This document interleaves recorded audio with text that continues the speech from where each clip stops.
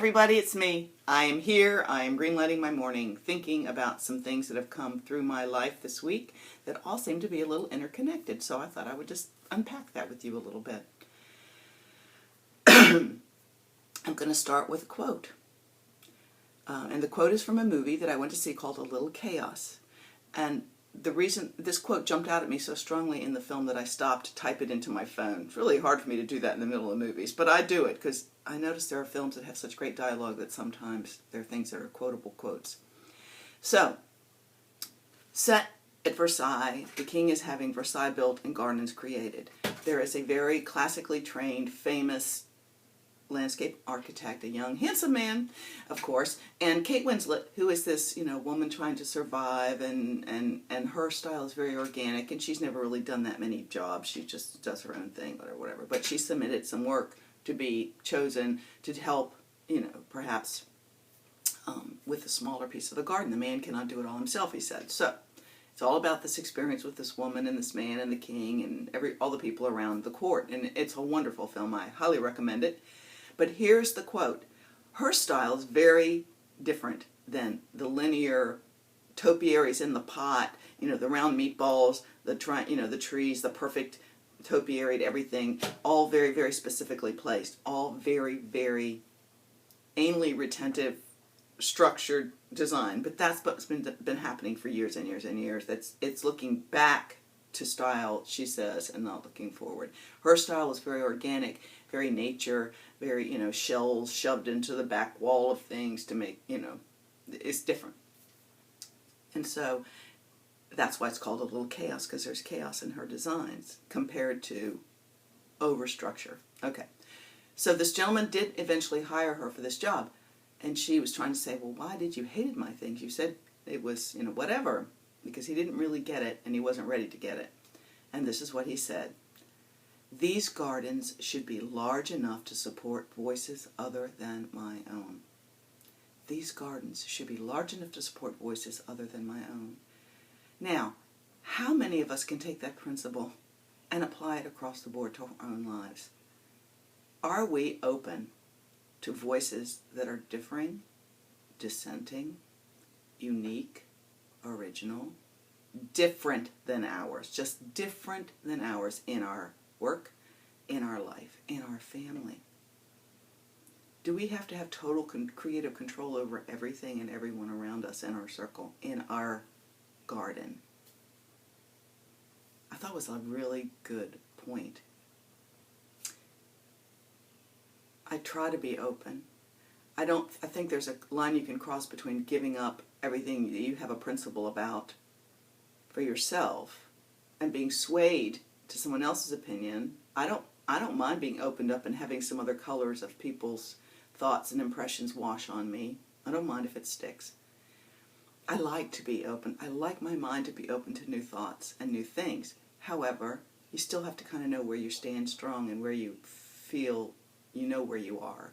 When you're strong enough in your own sense of self, then you're not afraid of other people's voices. You have to if you're so rigid that you crack and shatter, that's not a good place for you to be. I just want to encourage people to think about that principle today. Now, another place I wanted to talk about that brought that principle to me were two places yesterday. I went to see the Book of Mormon. I hadn't been to see any musicals, professional musicals, ever, probably. And it was very irreverent, pretty shocking for, I would say, most people. It took a little getting used to, but actually it wasn't.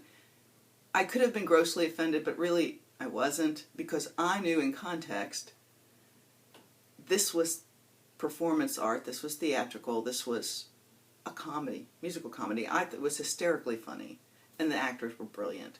So the point is, in the storyline, the Mormons had been sent, the boys had been sent to Uganda to be missionaries, and they couldn't get through to the local populace because they lived in horrible conditions. They all had AIDS, and then women were getting, female circumcised, and they had a horrible bully man around, wanted to shot at everybody. It was the general had taken over the local thing, and so they were in a very bad way. they couldn't get through to them with the message, that they had directly from the book. So, because there was nothing they could relate to in it. They could not relate it to their lives. And so this creative kid was kind of off the wall, made up a lot of stuff that when they bring up a saying, well, Jesus didn't say anything about that in that book, I'm going to go do that. And there were some pretty rough things going on. And he would create a little, he would editorialize a bit and make it relatable to them. Well, then they were all just on board. Okay, so they had happiness and joy and hope and belief in the future and paradise and all that. And then, of course, they were found out by the elders that they told these people all this stuff that was not true, and they were all let go. But they stayed. And I just thought that, it challenges people that are so stuck that they can't, it just, to me, that was another way to say supporting voices. These gardens are big enough to support other voices. It's not going to be everybody's cup of tea. Nor did the church say it was okay for them to change all the stories so that it worked for whatever, but they reached people and there was hope. That's just another way I see gardens have to be big enough to support dissenting voices. And then lastly, we went to the Modern Art Museum. Talk about voices. That was interesting. I do like some modern art, but this was like, you just go, really? Really? This is, what? And again, if the art world had not allowed for dissenting voices, even though it took, decades and decades for some people's art style to be recognized. We're talking about even, for me, it's more impressionist. So Monet had a hard time pushing through, and Van Gogh, and everybody has their time. But the art world allows for dissenting voices, which is why a lot of stuff can be called art. That's all very subjective about what art is. But again, the garden is big enough to support dissenting voices.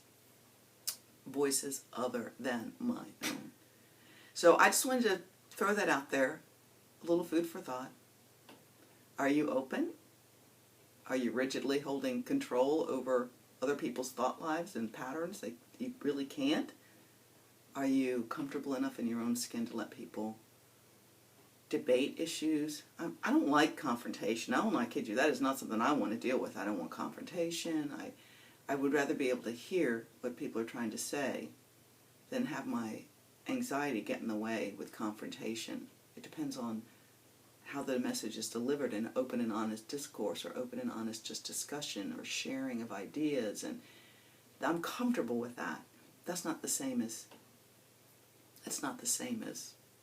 confrontation. So anyway, I encourage you all to be more open today. Be more open. Let a little color splash on you from other people's viewpoints and see what sticks. I like the creative process. So anyway, I guess that's it. You guys have a great week, and I'll see you later. Bye.